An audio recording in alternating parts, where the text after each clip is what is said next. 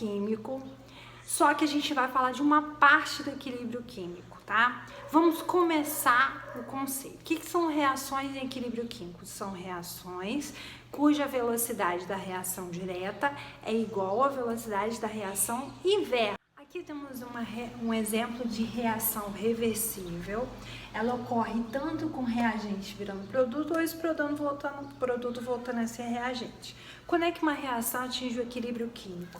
Quando a velocidade da reação 1 for igual à velocidade da reação 2, ou a velocidade da reação direta for igual à velocidade da reação inversa. A gente pode ver aqui que quando atingem o equilíbrio, as concentrações ficam constantes. Elas não necessariamente se igualam.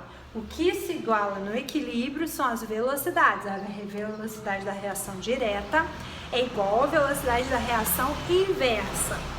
Agora, a concentração, elas vão ficar constantes no equilíbrio químico. Aqui o reagente era tetróxido de nitrogênio, tetraóxido de nitrogênio, ou N2O4. Eu começava com uma quantidade alta, vai diminuindo até ficar constante no equilíbrio. O NO2, ou dióxido de nitrogênio, é o meu produto. Eu começo com 0, antes da reação acontecer. Vai sendo produzido NO2 até essa concentração ficar constante, que é quando atingiu o equilíbrio químico. Kc, constante de equilíbrio. Como que eu calculo a constante de equilíbrio? É sempre a constante em relação às concentrações. Vai ser a concentração do produto elevado ao seu número de mols, dividido pela concentração do reagente.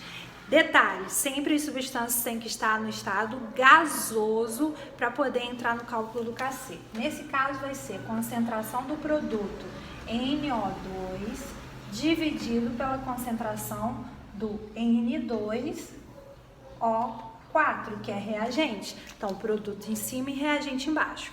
O Kp vai ser as pressões deles, mas lembrando que tanto o Kc, que é em relação à concentração, quanto o Kp, que é em relação às pressões, também só entra se as substâncias estiverem no estado gasoso. Os fatores que alteram o equilíbrio são 3: concentração, pressão e temperatura. A alteração no equilíbrio é dizer se eu vou ter mais reagente ou mais produto, se a reação vai se deslocar para a direita ou para a esquerda. A gente vai ter que seguir o princípio de Le Chatelier, que diz o quê? Sempre há uma busca por anular aquele efeito que foi causado, o efeito externo. Se eu coloco mais reagente, desloca para o lado de consumir esses reagentes, do lado de formar produto. Se eu coloco produto, aumenta a concentração do produto, desloca para o lado contrário, de modo a diminuir aquilo que eu coloquei. Agora, se eu retiro, diminuo a concentração, vai deslocar para o lado que eu retirei. Então, a concentração ela é sempre alterada nesse sentido. Pressão, força sobre área. Se eu aumento a pressão, eu estou diminuindo o espaço. Então, vai se deslocar para o lado que eu tiver uma menor quantidade de substâncias. Se eu diminuo a pressão, eu aumento o espaço, vai deslocar para o lado que tem maior concentração.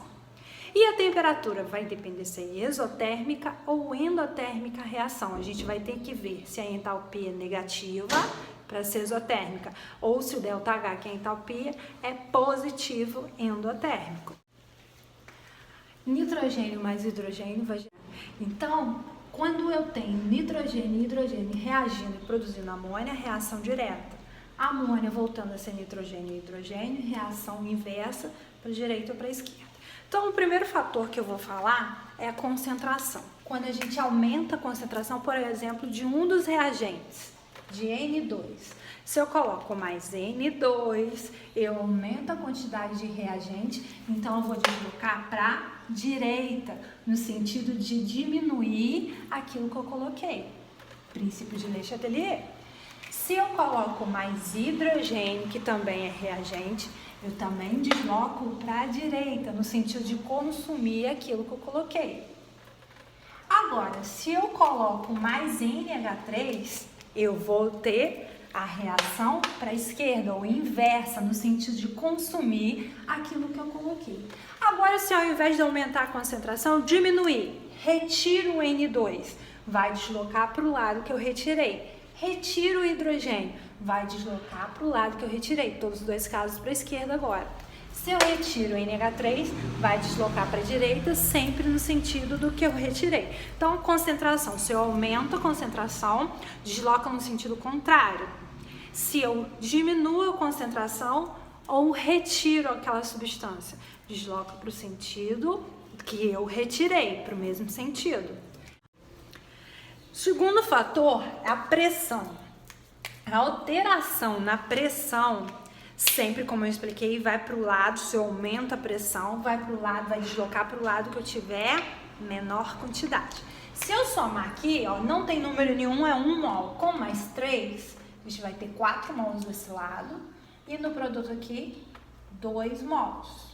Então, se eu aumento a pressão, eu desloco para o lado de menor quantidade. Então, eu vou deslocar para a direita. Se eu diminuo a pressão, tem mais espaço, desloco para a esquerda, que é o sentido que eu tenho maior quantidade. Então, pressão, a gente tem que ver as concentrações ou quantidades molares da substância, tá? A gente vai olhar os números estequiométricos. E o último fator é a temperatura. Para eu definir se uma substância, para eu definir o deslocamento dela, eu preciso primeiro saber, quando o fator for a temperatura, se ela é exotérmica ou endotérmica. Porque exotérmica libera calor, endotérmica absorve calor. Observe a reação. O ΔH dela é negativo, é menos 17 quilocalorias por mol, ou seja, essa reação é exotérmica. Quando a reação é exotérmica, se eu aumentar a temperatura, vai deslocar para a esquerda. Se eu diminuir a temperatura, desloca para a direita. Como é que eu sei que a reação é exotérmica? Termoquímica, entalpia com sinal negativo, exotérmica. Entalpia com sinal positivo, endotérmica. Se fosse endotérmica, seria o oposto à alteração da direita para a esquerda, de acordo com o aumento ou diminuição da temperatura, ok?